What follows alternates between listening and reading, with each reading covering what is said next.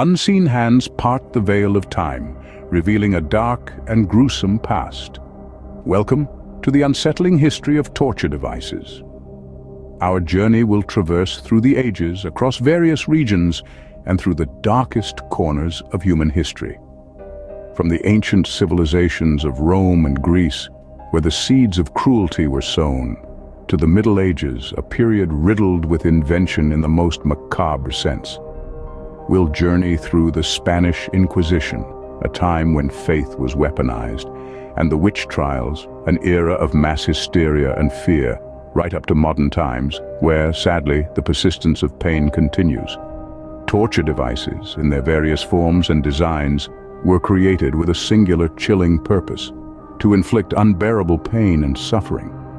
They were the tools of power and control, used to instill fear, extract confessions, or simply to punish. Their invention and usage were driven by the darkest aspects of human nature, a stark reminder of what humanity is capable of when it strays from the path of empathy and compassion. From the infamous Iron Maiden, a sarcophagus of spikes, to the rack, a device designed to dislocate every joint in the body, these instruments of torment were as varied as they were cruel. They were a testament to human ingenuity, albeit in the most horrific way possible. The thought that such devices were not only conceived but also used extensively is a chilling reminder of our capacity for cruelty. But why delve into such a grim history? Why unearth these horrors of the past? It's not for the faint-hearted, certainly, but it's important to remember. For it's only by acknowledging and understanding our past, however dark, that we can hope to learn from it, to ensure that such atrocities are never repeated. As we delve deeper into this macabre history, brace yourself for the shocking truths that await. Our journey begins in the ancient world, where the roots of this grim practice took hold. In the cradle of civilization, the practice of torture was born. The ancient Egyptians, known for their groundbreaking advancements in art, science, and architecture, also had a sinister side. They crafted the torture stake, a device where the victim was tied and left under the scorching sun, a cruel testament to man's capacity for brutality. From the sandy expanses of Egypt, we journey to the grandeur of Rome. The Romans, famed for their military might and legal system, were no strangers to torture. They employed devices such as the wooden horse, where victims were forced to straddle a sharp wooden beam, their own weight inflicting unbearable pain. In the Far East, the ancient Chinese civilization also bore witness to the birth of torture devices. One of their most notorious was the 5 punishments. These were a series of 5 different physical penalties, each more severe than the last, designed to inflict maximum suffering. Yet it wasn't just about physical pain. These early civilizations understood the psychological element of torture. The anticipation, the fear, the dread. It was all part of the torment. The devices were often displayed in public, serving as a stark reminder of the consequences of crossing the powers that be. These early devices were rudimentary yet effective. They were a manifestation of the darker side of human ingenuity, a testament to our capacity for cruelty when power goes unchecked. But they were also a reflection of the societies that created them, societies where might was right, where the rule of law was often at the mercy of those in power. As we delve deeper into this dark history, it's important to remember that these devices, as horrific as they were not anomalies. They were products of their time, born out of societies that valued power and control above all else. Thus, the seed of cruelty was planted, growing over time into a tree of torment. As we step into the medieval era, we witness a surge in the invention of chilling devices. The Middle Ages, a time of knights and nobles, of castles and cathedrals, was also a period of profound darkness and despair. A time when the sharp edge of human ingenuity was often turned towards devising new and more terrifying ways to inflict pain and suffering. Let's take a journey through the cobblestone streets of medieval Europe, where torture was an everyday reality. The infamous Iron Maiden, a hollow sarcophagus lined with sharp spikes, was one of the many chilling inventions of this era. This grotesque device was meticulously designed to inflict maximum pain without causing immediate death. Victims would be locked inside, their screams echoing off the cold metal interior as they were impaled by the spikes.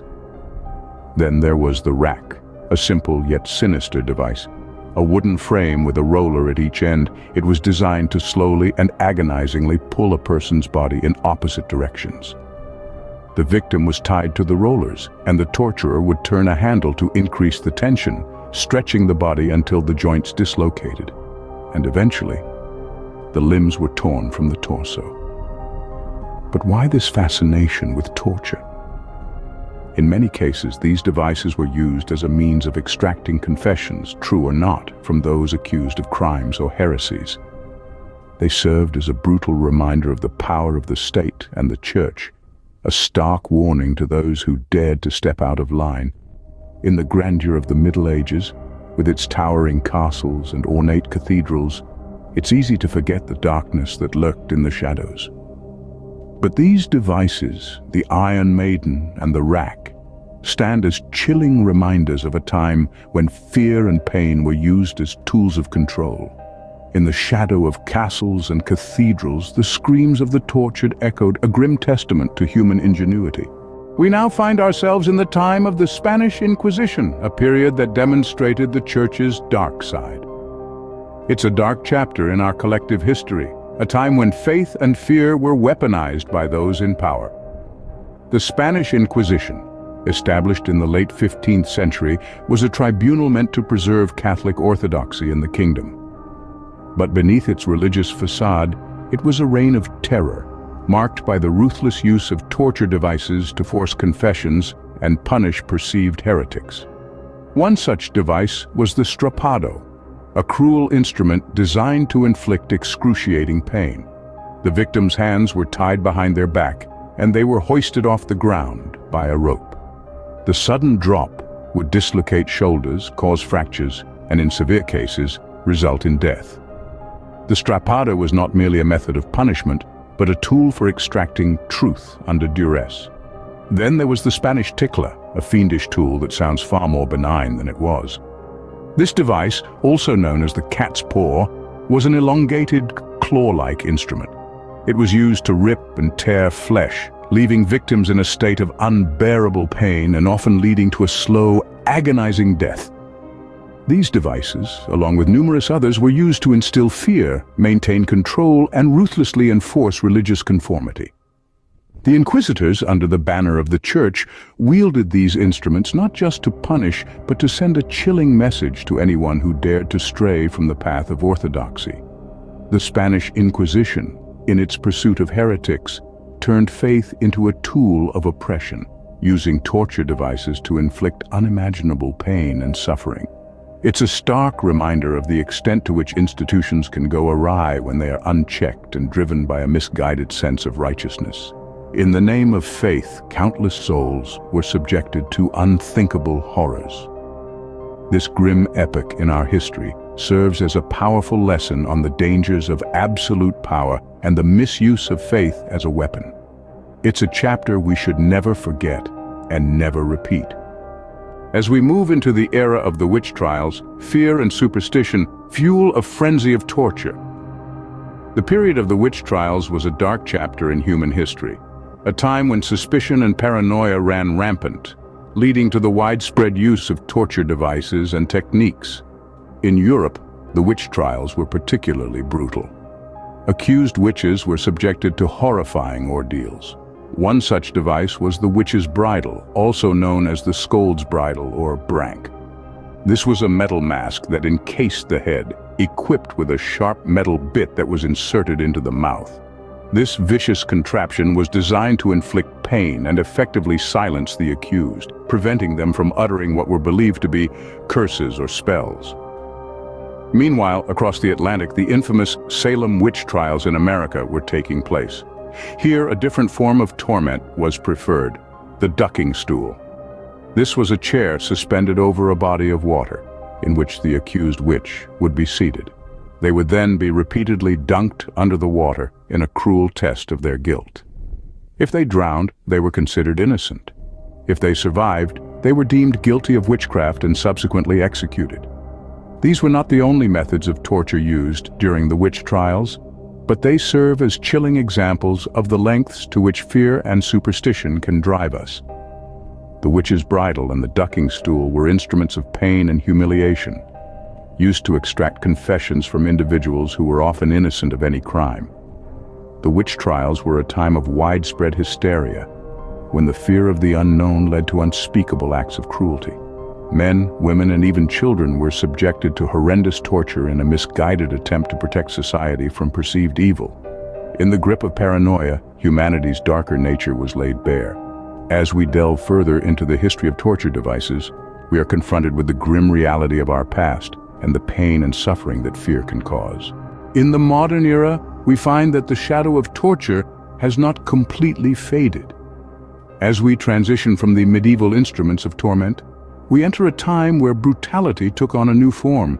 The 20th and 21st centuries, despite their advancements and enlightenment, were not immune to the dark allure of torture. The methods may have changed, but the intent remained the same. Gone were the days of the Iron Maiden and the rack, replaced instead by psychological torment, more insidious and equally as damaging. The horrors of warfare and political unrest provided a breeding ground for these heinous acts. During the two world wars, prisoners of war experienced unimaginable hardships. The infamous waterboarding technique emerged, simulating the sensation of drowning, a terrifying ordeal that left the victim physically unscathed but psychologically shattered. The Cold War era introduced a chilling new form of torment, sensory deprivation. Victims were plunged into a world of darkness and silence, a vacuum that played tricks on the mind, leading to hallucinations and mental breakdowns. The human mind, it seemed, could be as much a torture chamber as any medieval dungeon. In the 21st century, the war on terror saw the use of stress positions, sleep deprivation, and other psychological techniques designed to break a person's will. The echoes of medieval brutality found their way into high-tech interrogation rooms, proving that the human capacity for cruelty could adapt to the times. But it wasn't just the battlefield or the interrogation room where torture persisted. In many parts of the world, cruel and inhumane punishments were and still are meted out in the name of justice or tradition. From public floggings to the use of electric shocks, these practices serve as a stark reminder that the ghost of torture still haunts our modern society. The echoes of our brutal past still resonate, a stark reminder of the depths we can sink to. As we navigate through the 21st century, let's not forget this grim reality. The struggle against torture, against inhumanity, is far from over. It's a fight that we must continue for the sake of our shared humanity. Now we turn our attention to the victims, the ones who bore the brunt of these cruel devices. Imagine the weight of the world pressing down on your chest, your limbs stretched to their limits, or the terror of being confined in a tight spiked chamber. These are not scenes from a horror film, but the grim reality faced by victims of torture devices throughout history. The human cost of these devices is immeasurable, extending beyond the physical torment to include psychological trauma that lingers long after the wounds have healed. Victims often lived with the scars, both visible and invisible, as constant reminders of their harrowing experiences. Their lives were irrevocably changed, their spirits crushed under the weight of human cruelty. Historical accounts and survivor testimonies give us a glimpse into the profound impact of these devices. In the words of one survivor from the Spanish Inquisition, "Every waking moment is a nightmare, a replay of the torment. It's not just the body that's broken, but the spirit too." This statement, though centuries old, resonates with survivors of modern atrocities, underlining the timeless trauma inflicted by these instruments of pain. The ripple effect of this suffering extends to society at large. Families torn apart, communities living in fear, generations scarred by the legacy of brutality. Torture is not just an act of violence against an individual. It's an assault on the fabric of society, eroding trust, fostering fear, and perpetuating cycles of violence. But amidst the darkness, stories of resilience emerge. Survivors who found the strength to rebuild their lives, to defy their tormentors, to transform their pain into a call for justice. In the face of unimaginable cruelty, they found the courage to speak out, to bear witness, to demand accountability. Their voices, though often silenced, speak volumes about the true cost of torture. Through their testimony, we are reminded of our collective responsibility to confront and condemn such acts of inhumanity. To echo their call for justice is to affirm the inherent dignity of every human being, a dignity that no device of torture can ever erase. As we emerge from this grim journey, it's time to reflect on what we've learned. We've delved into the darkest recesses of human history, unearthing the chilling tales of torture devices from the Iron Maiden to the rack. From the birth of brutality in ancient times, the inventive madness of the medieval era, the Church's dark side during the Spanish Inquisition, the frenzy of fear that was the witch trials, to the persistence of pain in modern atrocities, we've journeyed through a chilling narrative of human suffering and ingenuity in inflicting pain. Each of these eras, each of these devices, tells a story. They are stories not only of cruelty and pain, but also of power, control, and fear. They are a stark reminder of what humans are capable of when driven by fear, prejudice, or the desire for power. But why remember these dark chapters? Why dredge up these unsettling stories from the depths of our past? It's because history, in all its glory and horror, serves as our greatest teacher. It holds up a mirror to our past, reflecting both our feats and our failings. It's in these reflections, particularly the uncomfortable ones, where the most profound lessons lie. By remembering and acknowledging this dark part of our history, we are reminded of the depths to which humanity can sink. But more importantly, we are reminded of our capacity for change, for growth, for empathy. We are reminded that we have the power to ensure that such atrocities remain firmly in the past. So as we close this chapter, let's carry these lessons with us. Let's remember the victims, the voices that were silenced, the lives that were lost or forever changed. Let's remember the dark depths of our past, not to dwell in them, but to learn from them. In confronting our dark past, we gain the perspective needed to ensure a brighter future. Until next time, remember, history, though often unsettling, always has lessons to teach.